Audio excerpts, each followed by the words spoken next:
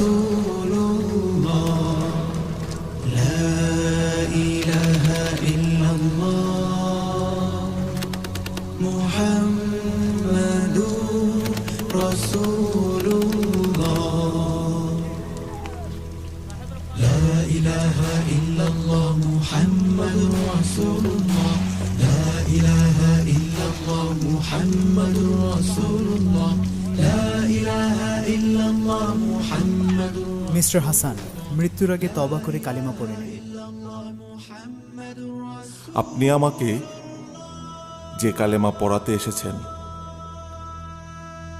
এই একই কালেমার ব্যাখ্যা লেখার কারণেই আজ আমাকে এক্সিকিউট করা হচ্ছে।